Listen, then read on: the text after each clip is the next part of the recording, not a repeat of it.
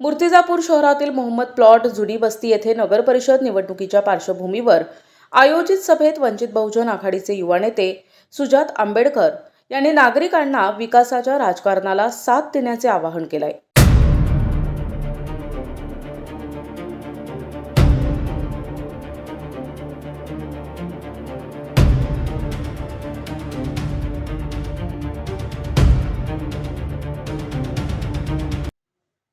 या सभेत बोलताना सुजात आंबेडकर म्हणाले की जातीपातीच्या राजकारणाला बळी न पडता सुशिक्षित, मनमिळावू आणि कार्यक्षम युवक शेख इम्रान शेख खलील यांना नगराध्यक्ष पदासाठी संधी द्या.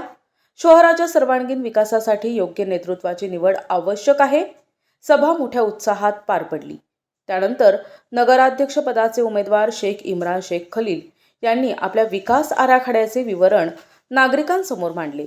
ते म्हणाले की शहरातील नागरिकांना हक्काचे घरकुल उपलब्ध करून देण्यासोबतच घरकुलासाठी वाढीव अनुदान मिळवून देण्यात येईल.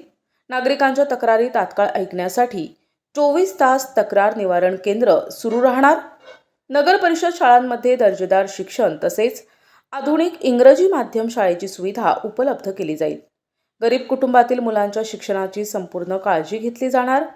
छत्रपती शिवाजी महाराज आणि डॉक्टर बाबासाहेब आंबेडकर यांच्या पुतळ्यांना पुष्पांजली अर्पण करण्यासाठी मोठ्या शिडीची व्यवस्था करण्यात येईल. शहरातील विविध भागात सार्वजनिक शौचालये उभारले जातील. स्टेशन, जुनी बस्ती परिसरातील अतिक्रमणधारकांना नियमबद्ध करून मालकीचे लीज पट्टे देण्यात येणार.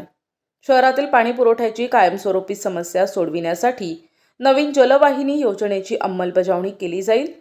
इम्रान यांनी स्पष्ट केले की प्रत्येक जाती धर्माच्या नागरिकांसाठी सभागृह, रस्ते, नाल्या, आरोग्य सुविधा आणि इतर मूलभूत सोयीसुविधांचा विकास हेच माझे प्राधान्य असेल. सभेच्या शेवटी सुजात आंबेडकर यांनी पुन्हा नागरिकांना आवाहन करताना म्हटलंय की नगर परिषद निवडणुकीत शेख इम्रान यांना नगराध्यक्ष म्हणून पाठवणे ही वेळेची गरज आहे. शहराचा विकास, रोजगार आणि पायाभूत सुविधा मजबूत करण्यासाठी नागरिकांनी त्यांना भरभरून आशीर्वाद द्यावा.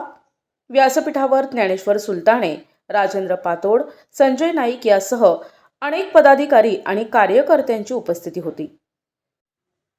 प्रतिनिधी अहम रजा, NTV न्यूज मराठी, मूर्तिजापूर, अकोला.